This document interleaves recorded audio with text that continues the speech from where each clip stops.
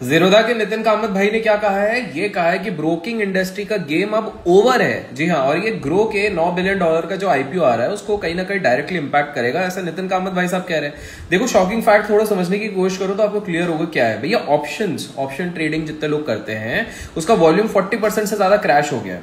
सेबी के जेन street ban के बाद एनएससी डेरिवेटिव्स का अगर टर्नओवर आप देखोगे तो वो 21% से गिर गया है सिर्फ एक ही वीक में।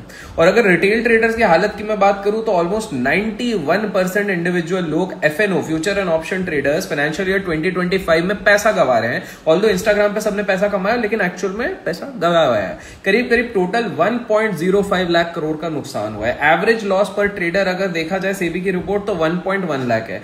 ब्रोकिंग फर्म्स की कंडीशन क्या हो रही है? 30%, छोटा मोटा नहीं, 30% एक्टिवली ड्रॉप हो चुका है across the brokers. Angel one का प्रॉफिट ऑलमोस्ट 49% क्रैश हो चुका है। रेवेन्यूज 22% गिर चुके हैं।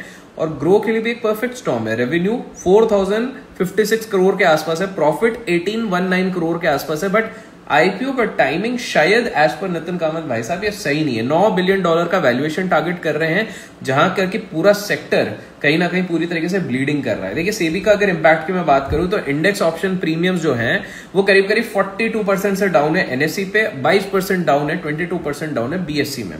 तो आपको ये चीज समझना पड़ेगा कि ट्रू टू लेवल नॉर्म्स ने ब्रोकर मार्जिन को कहीं ना कहीं स्क्वीज कर दिया और ये कहीं ना कहीं शुरुआत है। आपको क्या लगता है कि आने वाले समय में अगर इसी तरह चलता रहा तो क्या स्टॉक ब्रोकर ढेर सारा पैसा कमा पाएंगे? और सुनो, तुमको क्या लगता है क्या रीजन है ये मार्जिन क्यों नहीं कमा पा रहे ब्रोकर्स अचानक से?